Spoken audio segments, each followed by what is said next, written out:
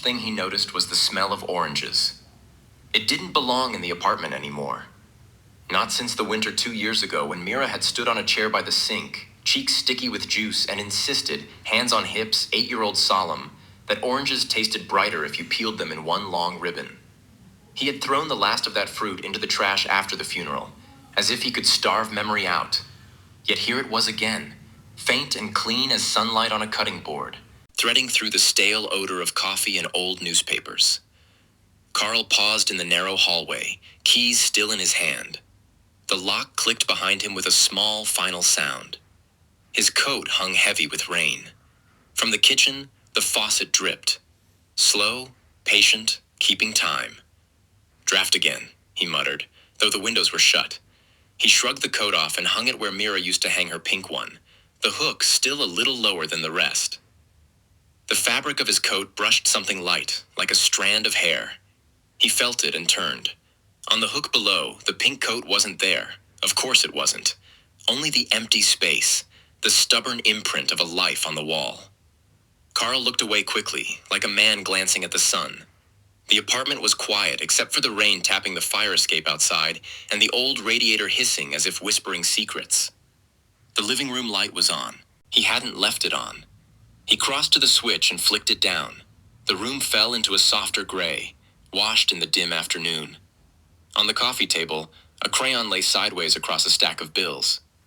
Not his. He didn't own crayons. He'd thrown those out, too.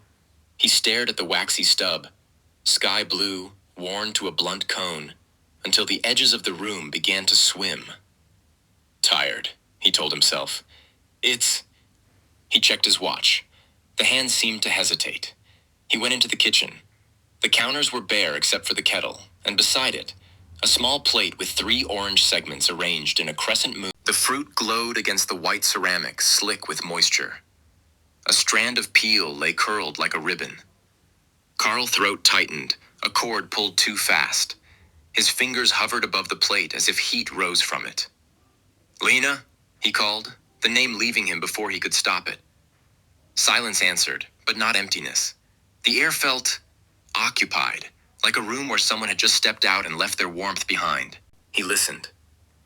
He could almost hear the faint scratch of Mira's socks on the floorboards, the way she dragged her feet when she didn't want to go to bed. A drop of water fell into the sink. Another. Carl swallowed and turned the faucet hard, drowning the drip in a rush. The water roared, cold and relentless. He kept it running too long and then snapped it off as if it had said something unforgivable. He ate the orange segments without sitting down, leaning over the counter like a man trying to consume a miracle before it disappeared.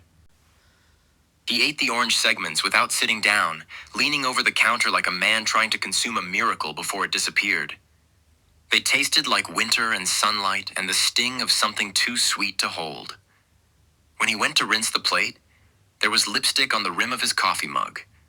A smudged half-moon in a shade Lena used to wear on evenings when she wanted to feel like herself again. His mug.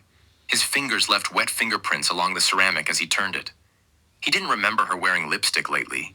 He didn't remember much of anything lately. The phone buzzed in his pocket. Carl pulled it out, grateful for a solid interruption. It was a reminder. Mira, school play, 6:00 p.m. His chest hollowed as if someone had scooped him out. He stared at the screen until his eyes burned.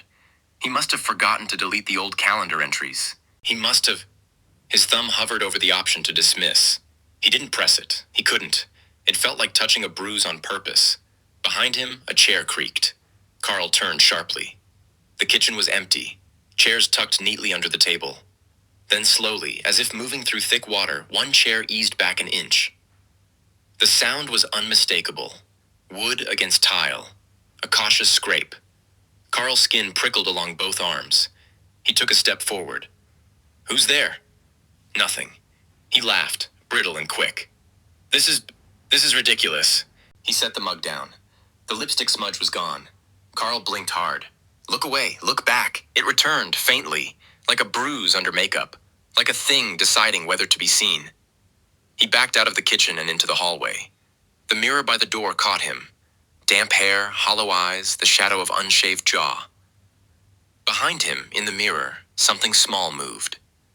A child's silhouette, dark against the lighter wall, passing through the doorway. His breath snagged. He spun around, and the hallway was empty. The only movement, the slight sway of his coat, as if someone had brushed it.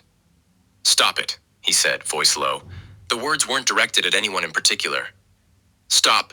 He pressed his palms to his eyes until the bones of his skull ached, until sparks flared behind his lids. When he lowered his hands, the apartment was ordinary again. Quiet, gray, unremarkable. Just him. Just rain. But the smell of oranges lingered, tender and insistent,